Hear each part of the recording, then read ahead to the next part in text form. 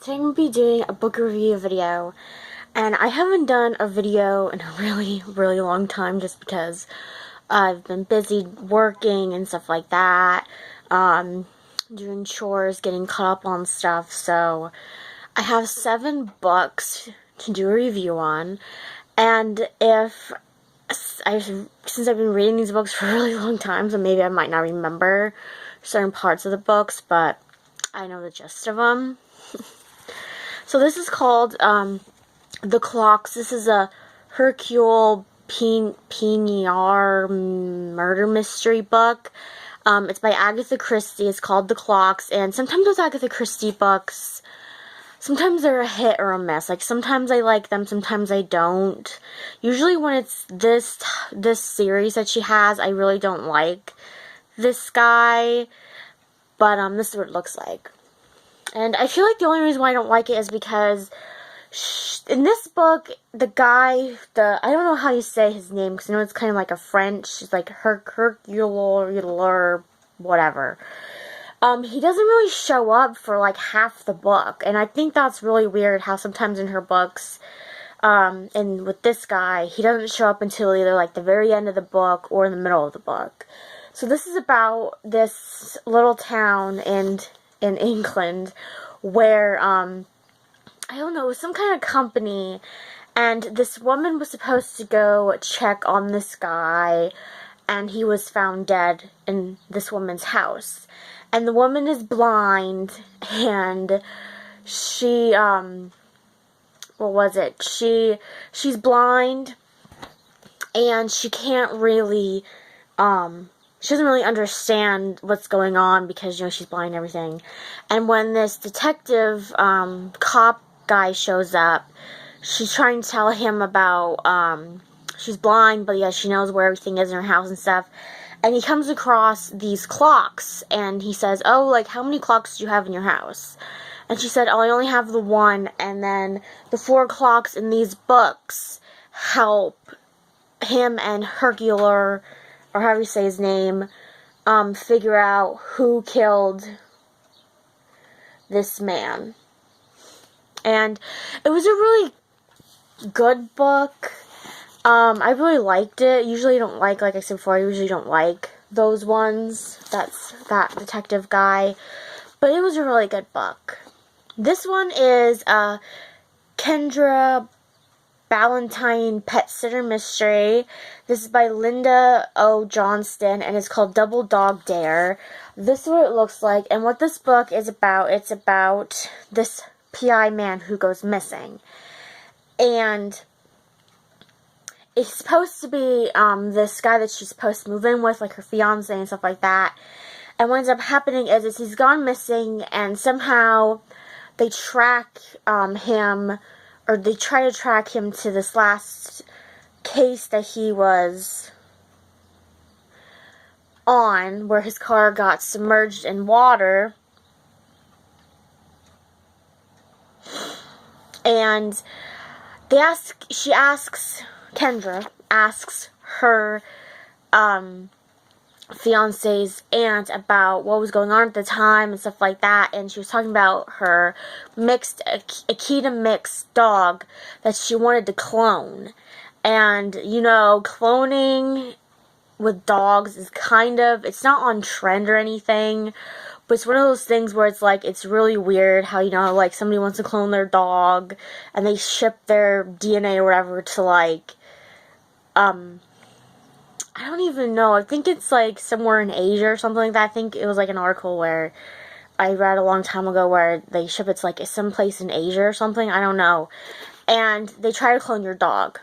And what happens is the cloning never happened. The dog never got cloned. And then by the time that they tried to clone the dog was dead. And they couldn't use the dead dog's DNA because they needed live DNA or something. And so Kendra goes on the hunt for that, and she ends up trying to figure out what happens. And towards like the middle of the book, you kind of figure out before the end why they couldn't clone this woman's Akita mixed dog. And it's kind of relevant in a way. And so this book really was, I mean, these books are good. I have a couple of them. And this one was really good, but it was kind of like you already knew at the end was going to be, or why, or like the cloning process thing with this. This one was one of those books that was really weird. I read a couple of these in the past. The series is called A Flower Shop Mystery. And it's called Night of the Living Dandelion. It's by Kate Collins. And this is what it looks like. It's about this woman who owns a flower shop. Her name's Abby. And she solves mysteries. And there's this new guy in town. His name's Val. I think it was Val. No, Vlad. His name was Vlad. Vlad. And people in town think he's a vampire because he's pale. He's from Transylvania. That's like in Romania. And he has an accent, stuff like that. And what happens is this person goes missing. And they find him. And they find this person who goes missing. He's dead. And he has these 2 vampire-like fang marks in his neck because the person that killed him drained all of his blood out.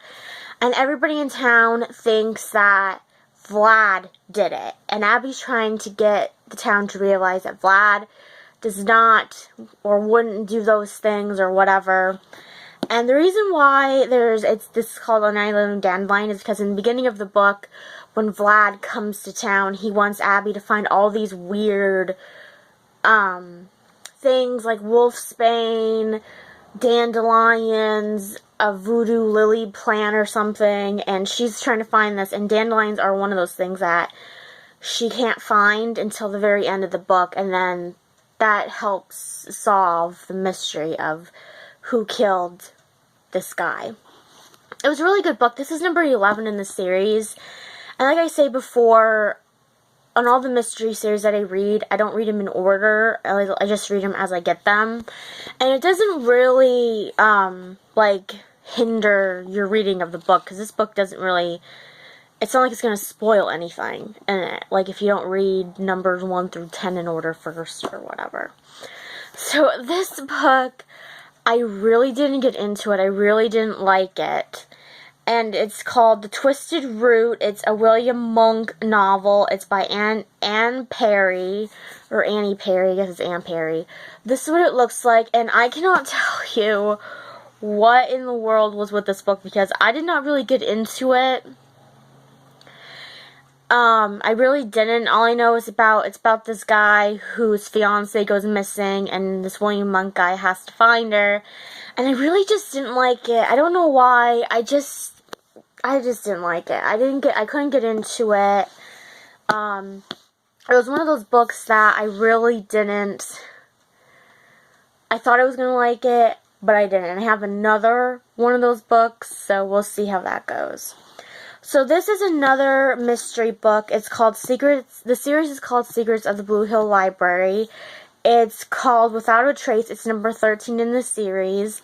And it's by Emily Thomas. And Emily Thomas, it's written by different, I think it's written by different women, but they all go by Emily Thomas. It's either one woman or it's a couple women that go by the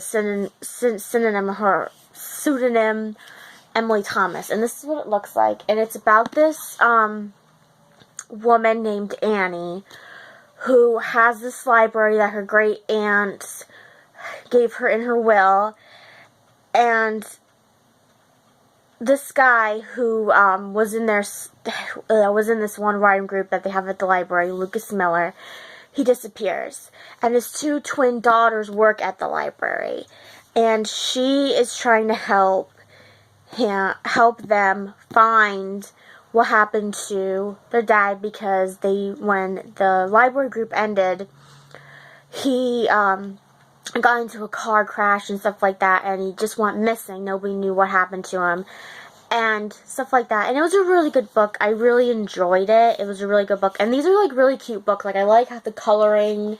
And I like the little doily part on top. It's like really cute to me.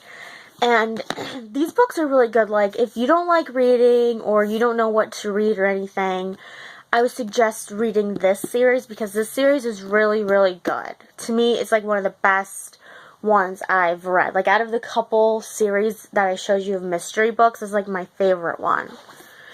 The next one I have, this one isn't probably for everybody. It's about history, and I like learning about history.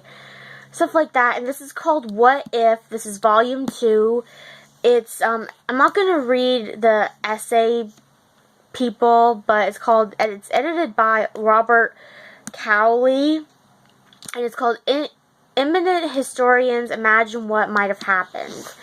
And this is what it looks like. And basically what it's about what if these things didn't happen? Like, what was the one? What if Teddy Roosevelt would have won a third term, because he did run a third time under the Bull Moose Party. What was another one? I can't remember, because I read this book first, and I can't remember any of these. What's one? Oh, there was one about if Jesus didn't die on the cross, like what if he would have lived, and like what would his life would have been like if he would have lived instead of died when he did at 33, and stuff like that. What was the other one? There was another one in here, but I forget what it was. The first one was about like if Socrates died early in his life, and how that would affect all the different philosophers that came after him.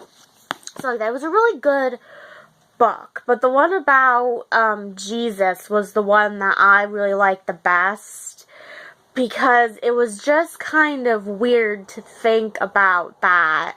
Because, I mean, it's not really like the history like we think of. It's more biblical history. But I think it was a cool thing. I mean, you know, everybody can interpret like what ifs in their own way. But that one was the one I liked the best. This is the third book in this series, in the Outlander series. And if you ever watched that show, or the book, or the show, you guys should read the books. Because the books are mostly like the series. And this is the third one in this series. It's called Voyager. It's by Diana Gabaldon. I don't know how you say her last name. And this is what it looks like. And I'm almost done with it. So that's why there was a bookmark in it. I'm almost done with it. I'm on like the last 100, 200 pages or so. But I never say the ending of the books anyway. So, what this book is about, it's about, in the second book, which was called Dragonfly and Ember, at the end of that book, the Battle of Culloden was happening, and Jamie let Claire go back through the stones, because these stones were how she came to the past in the first place, and she went back to her time period. And what happens is like, I think like 20 years or something later, she wants to find out what happened to Jamie, because her husband that she had in the present died.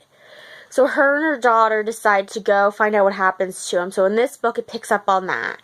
So they're trying to figure out what happened to him as in the future, and then they're telling you what happens to him in the past. So it goes back and forth. But it does say in the book, like, oh, this is, like, 1968, and this is 1752, or whatever. It's a good book, and it's a really cool book, because I didn't know when I read the second one, because I'm like, why is there, like, 8 books in the series? Because the second one, she's back in her normal time period. But you guys have to see, and it's about how she's trying to get back to Jamie, and she does. It doesn't happen, and it happens like close, maybe like the first 200 pages that happens, and then it's about how she's trying to get back to him, and what his life's like now, and how they're trying to get back together to the place where they were before she went through the stones. Stuff like that. It's a really good book. I really like this series, and they are lengthy. I will tell you that. So if you're not really a good book reader that likes to read long stories, I wouldn't suggest reading this book, but if you really do, it's a really good book, and you really get into it. Like, I remember I couldn't put down the other books, and this book's the same way. Like, I wish I couldn't put it down or anything like that, because I really want to know what happens and stuff like that. So that was all of my book reviews for this video. I hope you guys have a wonderful day, and I'll see you guys next time with another video.